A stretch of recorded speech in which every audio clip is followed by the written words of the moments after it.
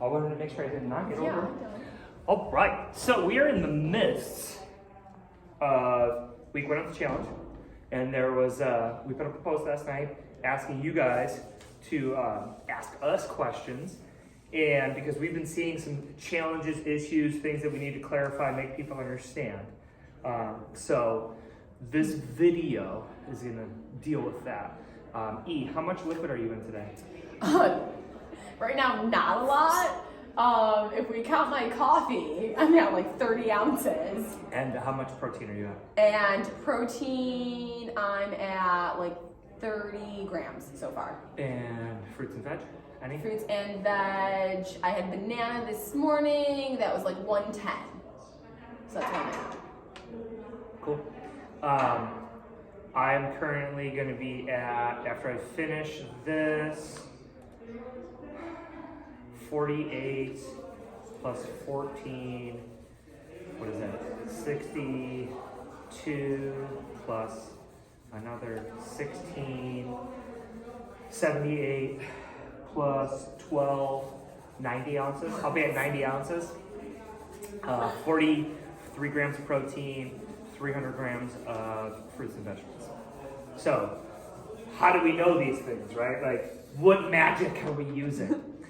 We're gonna try and discuss those things. So, let's start running through questions. Yeah, I'm gonna say, first one, let's go over the point system. Okay. Okay, right, so there are 5 main things that you have to do. You have the sleep, you have your water, you have your protein, you have the workouts, and you have your 800 grams of fruit and vegetables. So, and then we have the extra challenge, right? So this week it's mobility. So, how's that work? So if they get all 5. So each challenge is worth a point. However, if you do all 5 of the standard challenges, you get 10, right? So it's either you're gonna get 1, 2, 3, 4, or 10. So we are, again, the whole point is rewarding consistency with what we are doing. So each one individually counts as 1 point. If you get all 5 in a week, it counts as 10. Consecutive weeks of hitting all 5 will give you an additional 5 points. So week 1, I did all 5. I get 10 points.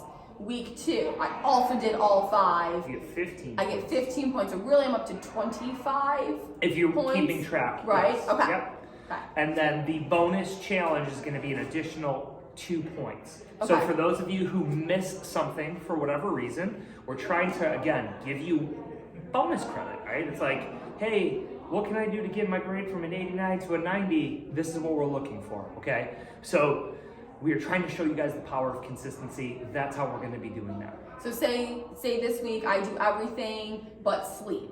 But I do the mobility. Yeah. So I'd be at 6 points. Yeah. Because I get 1 point for the 4 out of the 5 standard things, my 2 bonus points, so I'm at 6. Now for that, I couldn't get those extra bonus points in the following week because I didn't do all 5, right?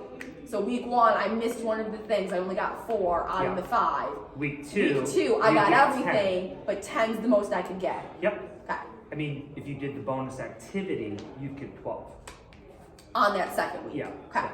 All right. So it'll add up. Don't worry. We are going to be the ones doing the math on it. If you're not sure how to add up the points, that's okay. We're going to do that. We'll do it for you. On the chart, when you guys walk in on the announcement board, each of your names is at a box on the top. Each week, so really just do it on Monday when you come in because the week is Monday to Sunday. You will just mark, yes, I did this 5 out of 7 days. Yes, I did this. If you didn't do it, just leave it blank. And there's a spot to put your points at the bottom. You do not have to do it though. We will do it when we add everything up. Right. That's for us. Okay. All right, so we got over points. Questions now. Love these. Let's talk about sleep. Okay. Do naps count towards your sleep? So this is a good question. We are going to accumulate total sleep for a day.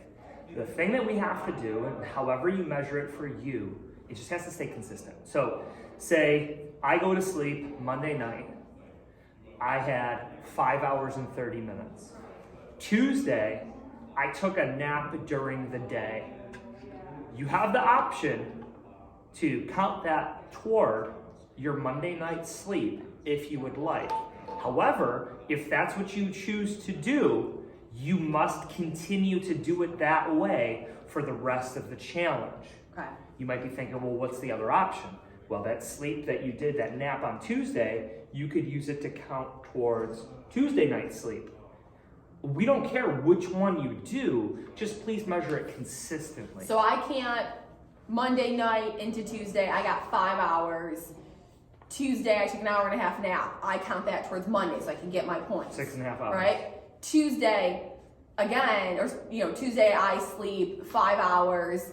Wednesday I take a nap, but now I'm going to count that towards Wednesday night sleep. No, can't do that. Okay. Can't do that. It's got to just be consistent. Okay?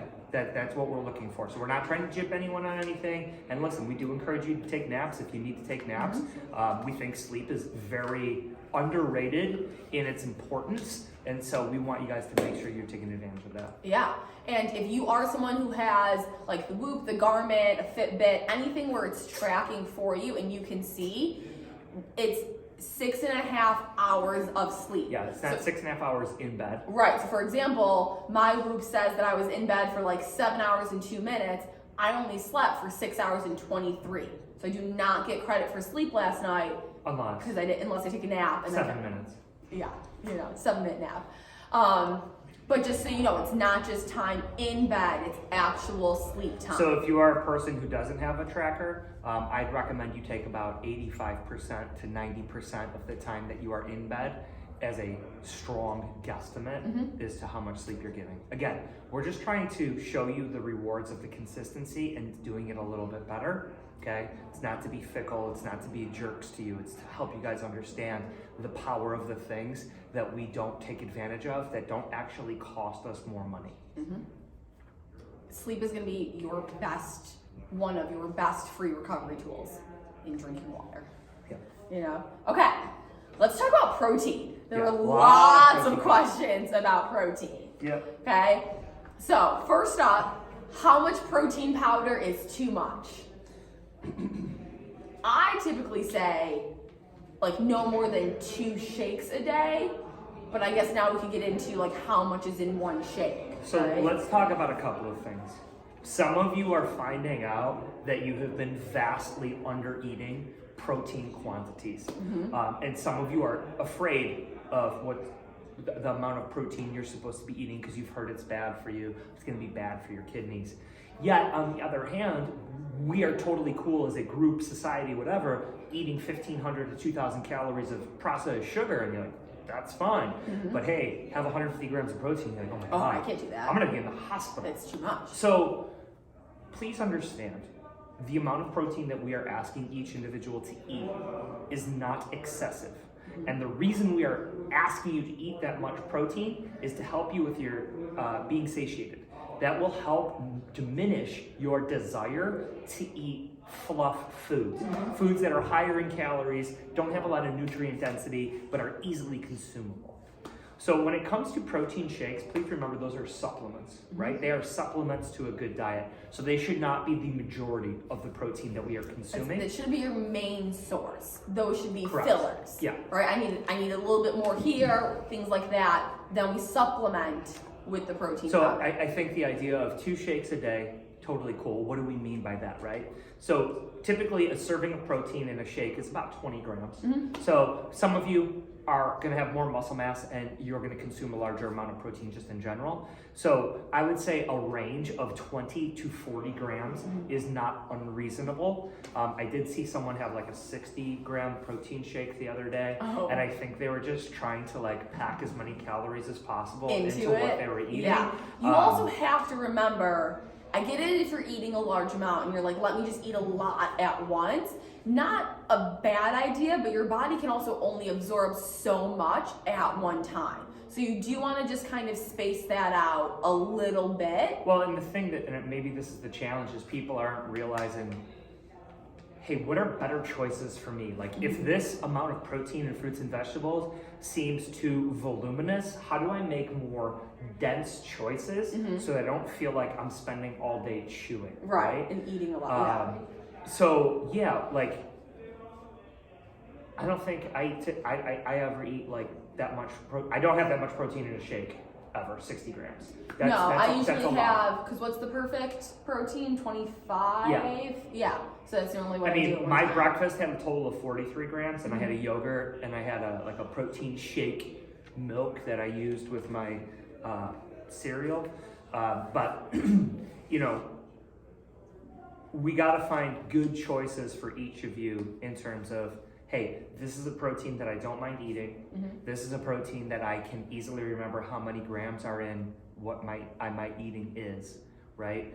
And I stick consistently with it, because what we're seeing, and we'll kind of get to more of these questions, is that you guys are kind of all over the place and like, well, I'm gonna try this today, or I'm gonna try that tomorrow. And it's like, right now, like, just keep your feet underneath of you, start really simple, and get your baseline set, and have some consistency with what you're doing. I didn't put up my food again yesterday because it's like, it was literally the same shit I ate the day before. Yeah. And today, it's the same shit I ate yesterday well, and the day before. We typically have the same food every day. Like, it's a lot of the same food. Yeah. And if I have something for dinner, I'm probably eating it for lunch the next 1, 2, maybe 3 days. Because it makes it so I don't have to think more about it. Yeah. And we talked before in one of our other videos about having those staple foods. And so this is really your time to find what are those staple foods for me, right? What are things that I don't mind having on a regular basis that are then easier for me to just know this is how much protein is in this. I don't have to think about it every time. And they're foods that I can just always have on hand, ready to go. Instead of thinking like, well, I need 7 different protein sources a day. No, you don't, right? Relax, take a breath. Let's find the ones that are go-tos for you, easy for you, and you don't mind having, right? If you're someone who hates tuna, like tuna is a go-to for me. If you hate tuna, don't think you have to eat it then. Yeah. That's okay. Find something else. There's no one thing you have to eat to get your stuff. But if you're like, my only protein source is broccoli, you're gonna have a rough go. It's gonna be rough. Yeah. So that kind of leads into one of the other questions of like, is all protein the same? Are some sources better than others? So I will say this first, that for most of you in the challenge, just find the sources that you can get in right now, okay? Then there comes in the topic of bioavailability. And so bioavailability means how easily is this food absorbed and kind of processed into our body. And so typically you'll see very high on that is egg protein is like one of the highest, whey protein, beef protein are typically the highest. However, you might not feel good ingesting those things, okay? And as you get into the sources where, obviously in the really low end, broccoli, but like the beans and things like that, the more what we would call incomplete proteins, they don't have as much bioavailability, meaning it's just a little more work to get that stuff.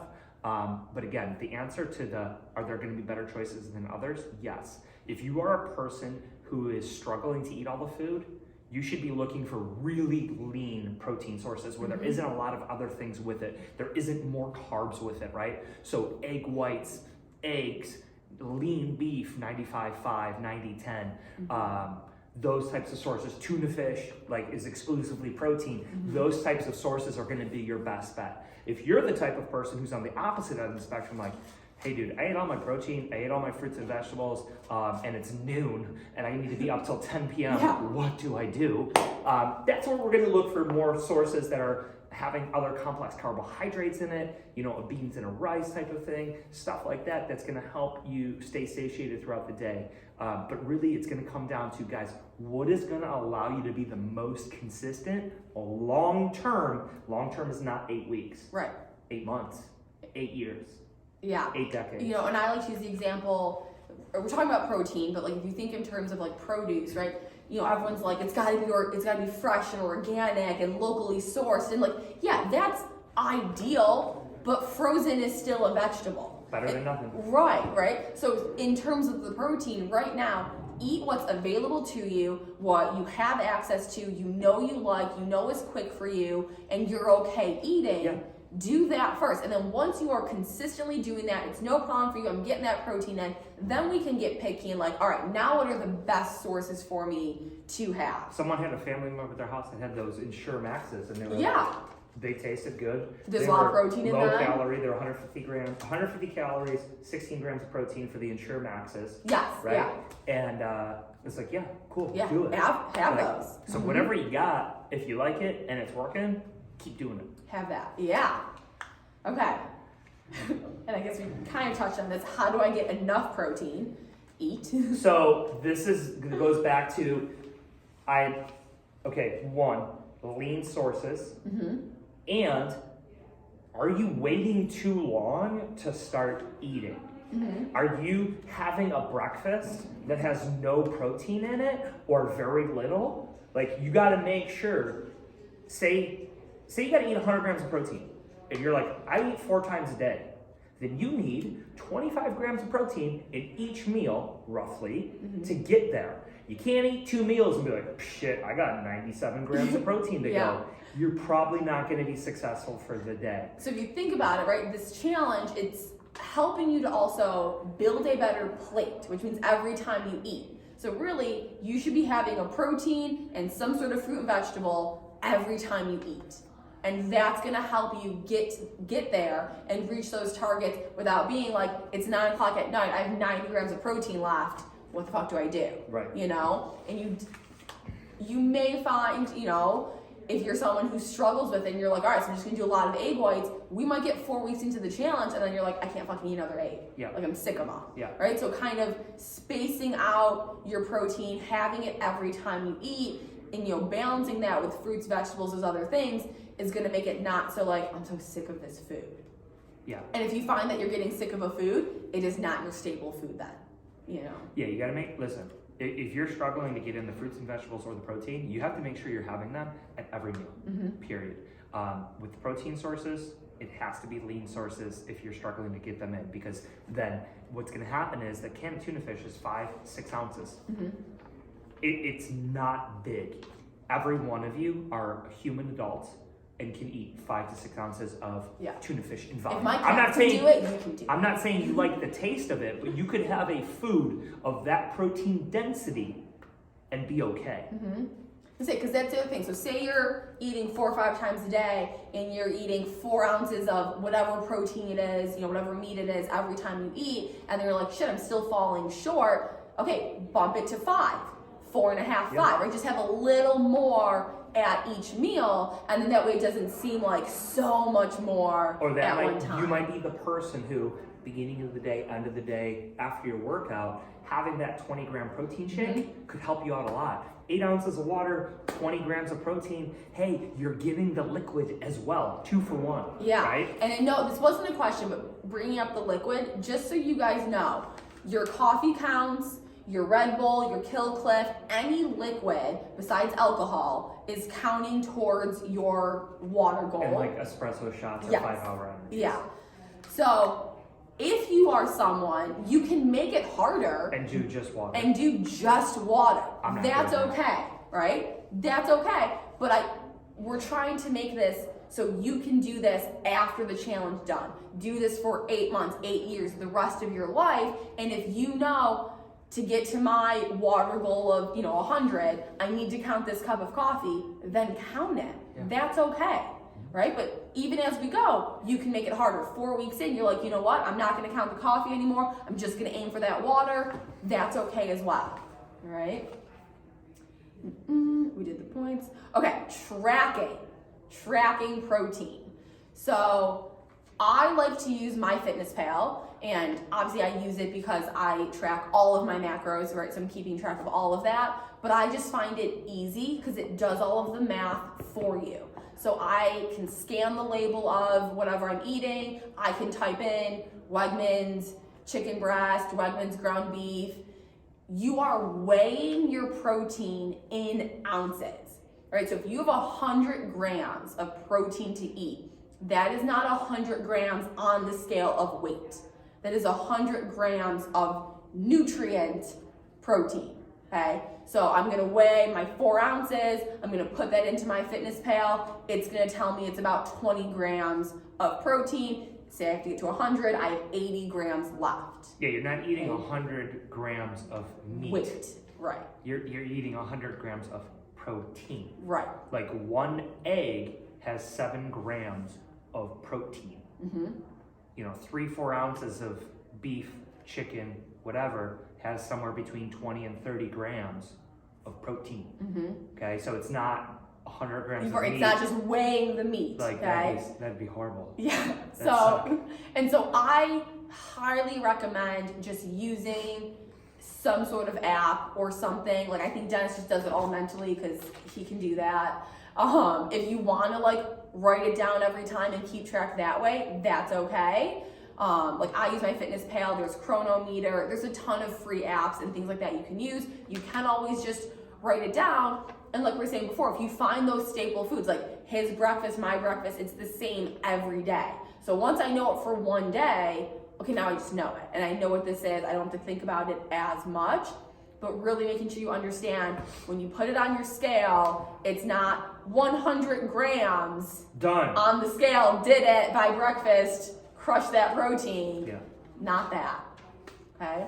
Speaking of not that, when you weigh your fruits and vegetables, Yes. Yeah. you are only weighing what you are eating. Yeah. So I saw a lot of you do this. Banana peels don't count towards your 800 unless you're grams. eating it. If you eat the banana peel, yeah, count it. Your citrus peels do Yeah. not count towards So, your 800 grams. For example, this morning, I weighed an apple. The whole apple was 175.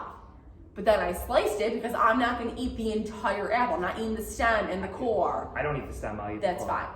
I am not. Okay, I also don't bite into the apple because I have sensitive teeth. So I have to slice it up. Well, my front tooth is fake, so I can't. I have sensitive teeth. I Yeah. can't bite an apple. Yeah. So, Please chew my food. Get applesauce. anyways, I sliced my apple, what I was going to eat, weighed that. It was 120. Right? So it's like a difference of like. What? Right? So that's like 35-gram difference there. No, it's not. I said 175? Oh, 55. Sorry. This is why you use my Fitness Pal. This is why you use an app. Okay, so even worse. And if you do that with multiple fruits and vegetables a day, you are not at 800. No. You might be at half.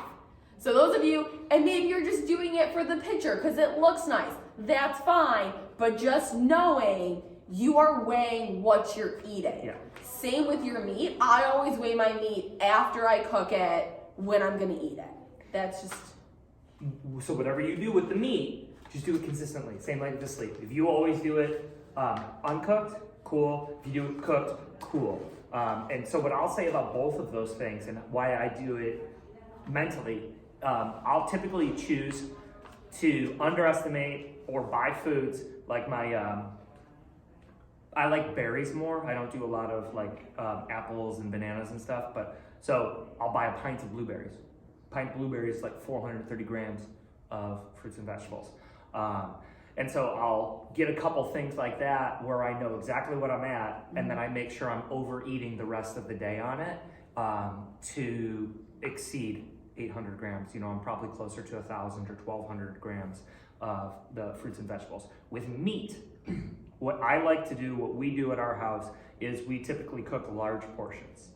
And we will make it and then divide it into X number of meals. So we might cook 3 or 4, 5, 6 pounds of ground beef, math out how much protein is in that, and say, all right, well, this is gonna make 10 meals.